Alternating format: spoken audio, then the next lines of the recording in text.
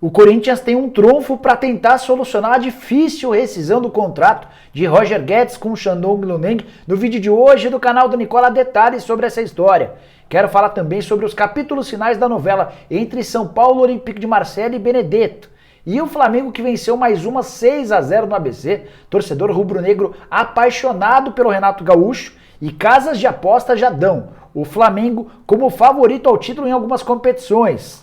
Bora falar ainda sobre Luiz Adriano, atacante do Palmeiras, especulado em vários clubes, decidiu quebrar o silêncio e falar a respeito da sua situação. Para fechar, vamos te atualizar sobre o Atlético Paranaense e essa disputa entre Renato Kaiser e Matheus Babi. O Cap está atrás de um centroavante novo.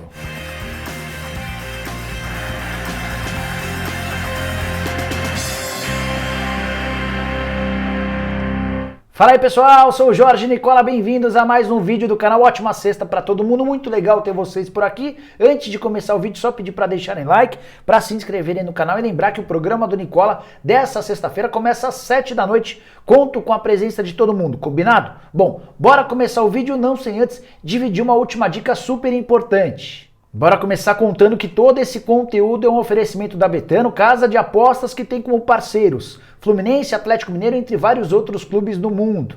Na Betano as suas chances de ganhar são muito grandes.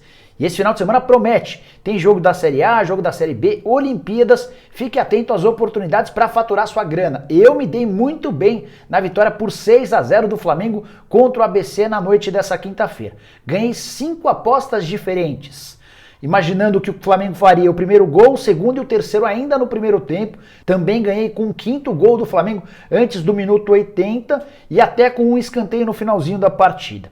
Foram de lucro R$ 342,50. E se eu ganhei, você também pode se dar bem. Ah, recado importante, nessa sexta-feira, lá na página no Instagram da Betano, o @Betano_Brasil, serão 2 lives em homenagens a torcedores do Fluminense e do Atlético Mineiro. Às 6h15 da noite tem live com o Reinaldo, o maior artilheiro da história do Galo. Já às 7 horas da noite a live é com o Marcão, ídolo do torcedor tricolor e que é atualmente auxiliar técnico do Flu. Ainda haverá o sorteio daquelas promoções, camisa autografada por todos os jogadores do Fluminense e do Atlético Mineiro. Serão 2 sorteios por causa daquela campanha que a gente divulgou na semana passada, em que você dizia qual a maior loucura que você havia feito por esses 2 clubes. Só para completar, vou deixar num comentário fixo desse vídeo o link da Betano para que você possa se divertir e faturar uma boa grana. Agora sim, bora começar o vídeo falando a respeito do Atlético Paranaense, que vive um dilema a respeito do seu centroavante. O CAP investiu R$ 12 milhões nas contratações do Renato Kaiser e do Matheus Babi. O Kaiser custou R$ 5 milhões e o Matheus Babi outros 7 milhões. O problema é que o Babi, que era titular, acabou se contundindo, vai passar por uma cirurgia no joelho e só volta entre 6 e 8 meses. Já o Renato Kaiser não vive o melhor dos momentos, não marca 13 jogos. É bem verdade que nessa sequência, boa parte desses jogos teve o Renato Kaiser entrando no finalzinho, nos acréscimos. Até por isso a comparação dos números entre os 2 atacantes nesse ano não é muito correta. O Matheus Babi tem 23 jogos, 4 gols e 1 assistência. O Kaiser tem 21 jogos, 3 gols, mas desses 21 jogos ele foi reserva em 8 partidas, como eu disse, entrando nos minutos finais. Imagino que se tiver a oportunidade a partir de agora, certamente vai recuperar a boa temporada passada que o credenciou, por exemplo, a ter proposta do Corinthians e do Dinamo de Kiev. Só para fechar sobre o Furacão, o clube ainda busca um zagueiro, um meio-campista, um atacante de velocidade e também um centroavante, por causa da contusão do Babi. Bora falar agora sobre Luiz Adriano, atacante do Palmeiras que andou afastado nas últimas semanas, enquanto o nome dele foi bastante especulado no Grêmio e no Internacional. O Palmeiras alegou para a ausência do Luiz Adriano que ele vinha sentindo um desconforto no joelho, mas há a suspeita de que ele desapareceu dos noticiários para que não completasse o 7º jogo no Campeonato Brasileiro, que o impediria de mudar para outro clube. O Luiz Adriano usou suas redes sociais para comentar um pouquinho do seu momento, especialmente nessa quinta-feira, quando completou 2 anos de Palmeiras. Ele escreveu o seguinte, abre aspas: "Desde que cheguei, fui muito bem recebido e devo total gratidão a tudo que o Palmeiras me proporcionou. Saibam que sempre que estiver em campo, irei honrar e defender essas cores com unhas e dentes. Que venham novas conquistas, novas alegrias para todo o nosso grupo e torcida, fecha aspas. O Luiz Adriano dá a entender que vai permanecer no clube, e eu acho que isso tem muito a ver com as condições que o Palmeiras exigiu para que saísse o negócio. Seja para o Inter, seja para o Grêmio, a pedida era de 3 milhões de dólares para o repasse em definitivo do Luiz Adriano. Além do investimento alto por um jogador com mais de 30 anos de idade, o novo clube do Luiz Adriano ainda teria de arcar com 1 milhão de reais por mês de salário. Diante de todas essas cifras, o Internacional já abandonou qualquer possibilidade de contratação, enquanto o Grêmio dificilmente vai conseguir a aquisição do centroavante do Palmeiras. Antes de mudar de assunto, só para contar que nas últimas horas surgiu especulação de que o Fenerbahçe tem interesse na contratação do Borja. Conversei com o dirigente do Palmeiras que contou que até a noite dessa quinta-feira não havia nada pro Verdão. Bora te explicar o que está acontecendo com Benedetto, São Paulo e Olympique de Marselha. Antes de gravar esse vídeo, conversei com o presidente do Tricolor, Júlio Casares, para trazer as informações mais precisas para você. O que está rolando? São Paulo e Olympique de Marselha já bateram o martelo. Empréstimo de uma temporada, empréstimo gratuito. O time francês ainda se comprometeu a ajudar com parte do pagamento dos salários do Benedetto. O argentino ganha cerca de 2 milhões de reais por mês, salário incompatível com a atual realidade financeira do Tricolor. Aí você pode estar se perguntando, tá bom, Nicole, e por que o negócio não deu certo? Porque o Benedetto ainda não está decidido se vale ou não a pena voltar para a América do Sul, mais especificamente para o Brasil. Isso envolve uma decisão que inclui a família dele, que inclui os planos, a carreira. A ideia do Benedetto e também do seu empresário era de permanecer na Europa, esperando que surgisse uma proposta de fora. Até agora não apareceu, o Valência sinalizou, sondou, mas se assustou com as cifras pedidas com o salário atual do Benedetto e o Valência já desistiu da contratação do atacante argentino. O grande problema é que o São Paulo tem pressa e quer definir essa questão até o domingo. Ou seja, se o Benedetto não responder ao São Paulo até domingo, é bem provável que o Tricolor busque um outro atacante, um outro centroavante. Só para lembrar, desde a terça-feira da semana anterior, antes do jogo contra o Racing, já existia enorme otimismo dentro do São Paulo em relação às negociações com o Benedetto.